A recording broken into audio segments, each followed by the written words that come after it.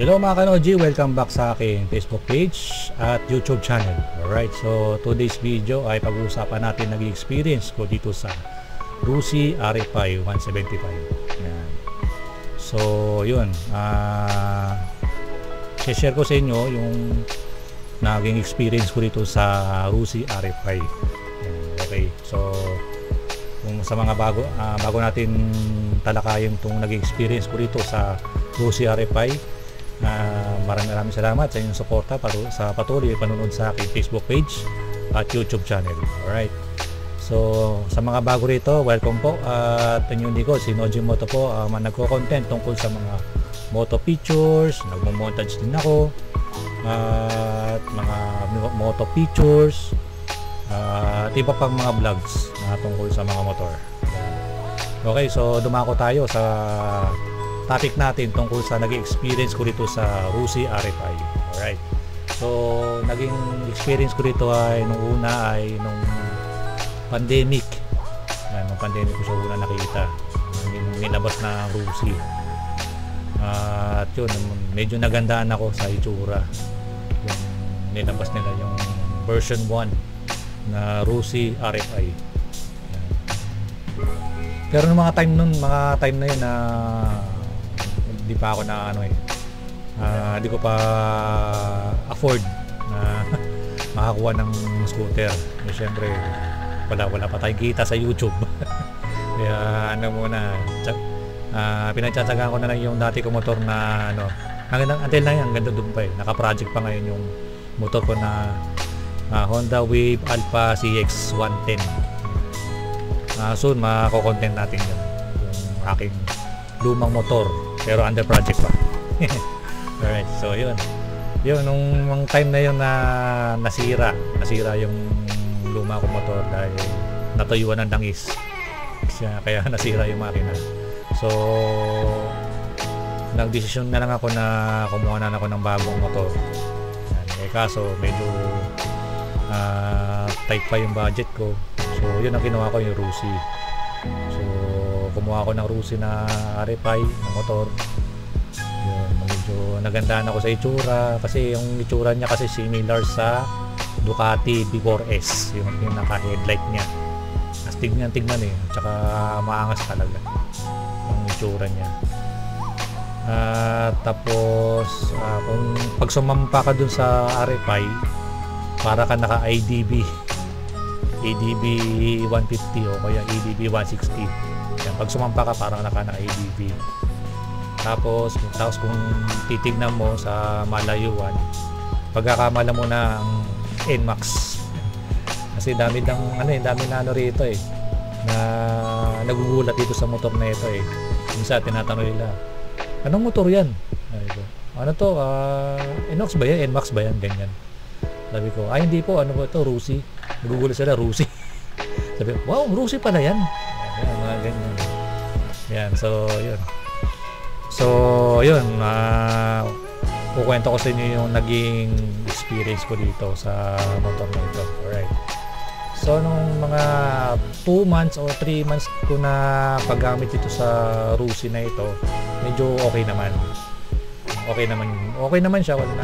Wala na naging problema, smooth naman gamitin. Nalolong ride ko siya ng malayo. Una ko siyang nilong ride sa Tagaytay. Yan. So okay naman. Alaga, yan, linis, alaga, maintenance. Tapos mga 4 months or 5 months, yan, or 4 months, yan, 4 months. So yun, lumabas. Napansin ko yung parang yung gulong sa likod parang may sumisipol, parang ipit, parang nakaipit siya dun sa display. So iniikot-ikot ko yun, parang nakaipit. Yan. Marami rin napansin sa mga kasama ko ba't ganun yung motor ko na parang may tunog daw sila, kahit nila naririnig din nila pagka magkakasama kami mag-ride. Parang minsan napansin nila parang may sumisipol daw sa sa rear tire ko, yan, sa likod. Yung pala parang yung tinignan ko, chinik ko, ipit talaga. So ang ginawa ko, tinanggal ko yung gulong, kaso sobrang sobrang hirap tanggalin. Ang gulong sa likod sobrang hirap. Pinaano ko na lang, sa mga nagbo-vulcanize, inaayos ko sa labas para yung pati nga yung mga nagbo-vulcanize hirap tanggalin yung gulong ko sa likod. Halos kulang na lang suko na ayan. So yun, nila kalaunan medyo natanggal na nila yung gulong ko sa likod, tapos konting linis, konting maintenance, tapos binalik nila, yung nawala na yung parang sipol na yun, o kaya parang naipit. Ayan. So mga 5 months na. So itong 5 months na biglang parang nag-worry ako kasi parang namumugak siya, tapos parang lubog, tapos parang kapos. Yan. So nagka-problema na. Habang bumabiyahe ako papunta sa trabaho, namumugak siya, parang habang tumatakbo namamatay-matay, tapos kumakadyot, kumbaga yung takbong basta kumakadyot na parang namumugak siya, na parang parang ang sama nung pag mahagok yung tawag nila ron So yun, pina-check up ko sa kasa. So desisyon ng kasa, i-repair muna na kahit isang araw. So yun, pumayag naman ako.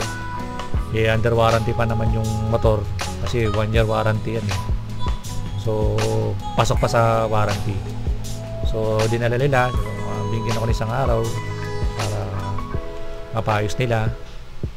And ayun, after a day, lumabas ang findings doon sa resibo. Ang naging problema ay TPS. Ano yung TPS? Yun yung throttle positioning system, o yung TPS sensor. Yun yung para saan yung sensor na yun, parang daw yun pag naggagas ka, nadidetect niya yung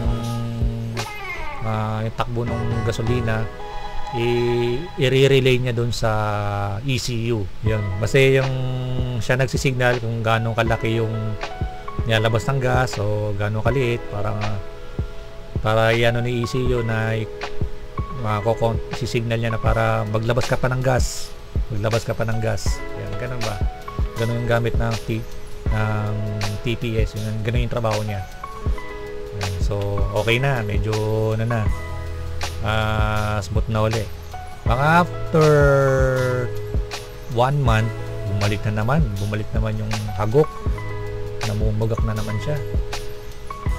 So isip-isip ko, parang parang DIY ko na lang, kasi alam niya naman ako, mahilig ako sa butingting.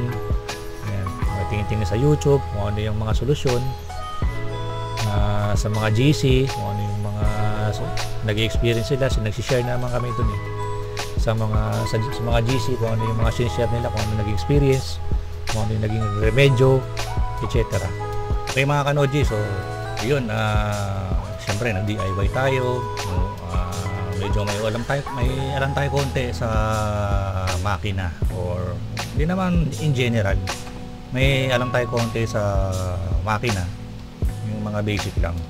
So ang ginawa ko, nagpalit ako ng spark plug. Tapos ganun din, parang naghahagok pa rin, medyo kapos. Tapos nagpalit ako ng spark plug cap, ganun din. So wala rin nangyari, ganun din nangyari, parang nagano siya, namumugak pa rin. Tapos nagpalit ako ng ignition coil. So doon sa ignition coil, nagpalit ako yung brother ko, meron siyang spare ng ignition coil pang Aerox. Yun, sinubukan ko yun. Wala, ganun pa rin ang nangyayari, nagano pa rin, tapos pa rin, nag-aagok pa rin. Tapos yung pinalitan ko yung doon sa ignition coil, pinalitan ko doon sa ignition coil yung wire niya, kung tatawagin doon na high tension wire. Yun, pinalitan ko yun. Wala, ganun pa rin. Nagahagok pa rin. So sa ginawa ko na yun, wala, pinaano ko na lang. Ganun pa rin. Tapos wala nangyayari, ang dami natin pinalitan. Tapos balik tayo sa spark plug. Ewan ko lang kung bakit parang napapansin ko dun sa naging nagre-reach yung reading yung spark plug. Ayun, so nagtry tayo ng doon sa spark plug cap, palit tayo ng ibang model. Nagtry na rin ako sa based dun sa advice ng mga mekaniko ng GY6. Try ko daw magpalit ng pang Barako na spark plug cap. Ganun pa rin. Yan, may pang Mios 40 yan kasi parehas lang din Yun din. So nagtry din ako dun sa mga sa mga ibang model kagaya ng mga Aerox, NMAX. Na-try ko din. Sinubukan ko yung stock ng spark plug cap ng NMAX. Ayun, medyo okay siya nung una, pero mga several days, mga 3 araw na bumabalik pa rin, naghahagok pa rin. Kaya sumasakit ng ulo ko dito sa motor na ito. Kayang magandang gawin dito para tumino-tino man lang at laging kapos yung minor ng motor na ito. Kasi ang problema kasi dito sa mga RF5 na to, minor lang talaga ang problema niya rito, minor. Bagsak lagi. Konting mo lang. Pagka pinapandar mo, okay naman siya sa idle, pero pag yung i-rev mo siya, namamatay. Kaya talaga sasakit talaga ulo mo dito sa motor na ito May time na tumatakbo ka, parang pili mo kung yung kapos, yung pala ay based doon sa mga nakikita ko sa YouTube, mga problema sa scooter, feeling ko parang parang may tumatalon na kuryente doon sa may ng spark plug. Kasi kumakapos siya pero pag pinapatay mo tapos mga 5 seconds pag binuksan mo ulit, okay, nagno-normal naman. Sabi ko, feeling ko siguro feeling ko parang may tumatalon na kuryente sa paligid nung spark plug kaya parang siya kumakapos habang minsan pagka sobrang birit na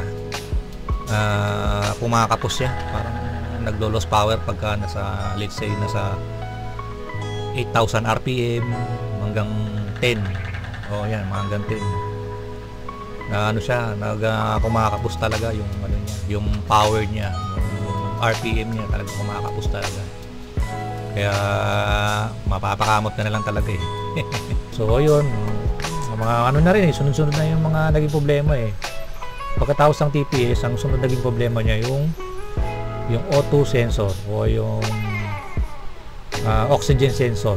Yan. Ang naging problema ng oxygen sensor, nagche-check engine siya. Bumili ako ng bago sa Shopee, bumili ako ng bagong kinabit ko. Ganun pa rin. Nagkakaproblema pa rin. Nag-check engine at namubugak pa rin yung motor na to. So ibig sabihin goods pa yung stock ko na oxygen sensor. Binalik ko na ng stock, tinabi ko na lang yung spare, yung nabili ko na oxygen sensor. So far yung pa rin ngayon ang ginagamit kong oxygen sensor. So sa ngayon okay pa naman siya. Hindi pala siya sira. Yan. Yung speedometer sa harapan. Kasi minsan pagka napapalubak ako, medyo nalubak na ako na konti, natatanggal yung sensor, yung pinaka niya, sensor niya. Bali ito yung sensor, ito yung sa gearing, yung parang niya, sensor niya. Pagka nalulubak, natatanggal siyang ganyan. Yun. Pero madali naman na remedyo naman kahit paano. lagyan ko siya ng konting tape para di siya matanggal pag nalulubak yan. Pero all goods naman yung di ko siya pinalitan. So next, nag-experience ko pa sa motor na ito yung susian. Yan, susian. Marami na rin marami naging problema rito sa susian niya. Pagka ngayon, pagka lobat yung remote, hindi mo basta-basta mapapaandar yung RFI. Pero one time nasira yung yung susian ko. One time nasira yun. Nasa labas ako noon, tapos kumain ako saglit. Tapos nung pagbalik ko sa motor, hindi na mapihit. Medyo natakot na ako. Yun talaga yan ang kinahayawan ko eh. Pagka lobat yung remote, maano ka talaga, tulak ka talaga. Ayan, kaya nga madami na ako naging experience dito sa motor na ito. Well, mga kanoji, so sa mga nagtatanong ay tipid ba sa gas ang RFI 175? Tatanungin, hindi. Bakit? Siyempre, malakas kumain ng gasolina yan. May 175 naman, di ba? Siyempre, malakas kumonsumo ng gasolina yan. Bago ko bili ang motor na ito, una kong rito yung konsumo sa gasolina. Yan. Malakas talaga sa gas actually. Kung ikaw ay mahataw ka sa pagmumotor, talagang malakas talaga sa gas. Yan. Kung ikaw ay kung ikaw ay takbong chill lang, takbong pogi lang, medyo hindi na masyado malakas kumain ng gasolina. Yan. Pero may technique naman dyan sa experience ko. Ang technique ko dyan, takbong 30 to 60. Yan. Ganyan lang, 30 to 60 lang ang takbo ng pagka nagmumotor ka ng RFI 175. Kahit sa ibang motor ganun din. Takbong 40-60 lang, tipid na sa gas yun. Pagka tumakbo ka ng mga 80 patas, grabe yun. One time yung sinilip ko yung injector, tapos pinandar ko, grabe palang sirit nun. Parang basta malakas yung sirit niya. Sabi ko, ganun pala kalakas ang sirit niya, ganun pala nakita ko talaga yung sirit niya. Pag binubuksan mo yung subukan yung tanggalin yung injector, tapos buksan nyo yung motor, makita nyo ang lakas ng sirit ng niya, yung injector niya. Kaya nga sabi ko, ganun pala, kaya pala malakas pala sa gas. Yan.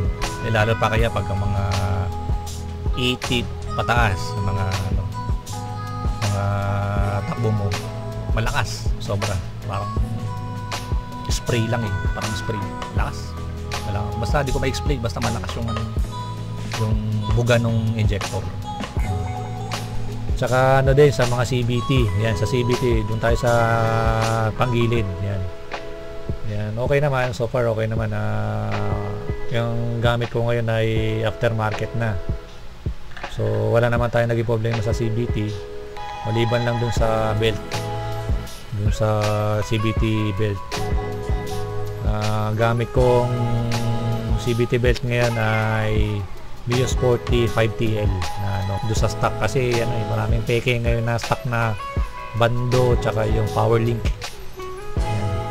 Yan ang pinangtatapat ko sa mga sa mga peke na power link tsaka bando itong Mio Sporty ng Yamaha, yung 5TL. Yan. So far yung pa rin ginagamit ko sa 2 years. Bali 2 years ko na siya nagamit. Smooth pa rin, pero mas okay na i-redegree mo yung drive pace mo para maging smooth yung buka nung drive pace niya. Pagka bumubuka siyang ganyan, para smooth yung belt, para wala sa sabit yan, para di masira yung Muse 40 na 5TL na belt. Yan natin ko sa inyo. Kasi may pagkamahal kasi yung ang presyo ng bando tsaka power link almost 1 plus one time na bumili ako ng bando dito sa bumili ako sa isang motor shop kasi nakita ko naka-display, tapos binili ko 1 plus na bili ko, 1 plus kinabit ko kagad. Tapos kinabukasan papasok ako sa trabaho, mga 1 oras ko lang na nagamit, sira, durog. Kaya nga napakamot ulo na lang ako biglang nag-stack up yung gulong ko sa likod yung pala nabali na pala yung CVT belt ko. Ayun, tulak ako. Tulak na naman ako. Ayun, yun yung mga nag-experience ko sa motor ng Rusi RFI. Yan. So sa video na ito ay panoorin mo muna to bago ako bumili ng Rusi RFI. Itong video na to ay marami pa itong kasunod si-share tungkol sa motor na ito, itong Rusi RFI. Alright, so dito ko napuputulin aking video. Maraming salamat sa inyong mga panonood sa aking videos dito sa aking channel na YouTube at dito sa Facebook. Yan. Okay, so yun mga kanoji, maraming salamat sa inyong panonood at sana makakatulong itong video ito bago ka bumili ng Rusi RFI 175. Yan. Kung ako tatanungin kung gusto ko pa rin itong Rusi RFI, ayoko na. Ayoko na. So real talk lang, ayoko na talaga itong motor na ito. Kaya pagka medyo nakaipon ako ng konti, bilhin ako na ng bago. Alright. Okay, so yun lang mga kanoji. Maraming salamat sa inyong panonood. Ride safe palagi, ingat.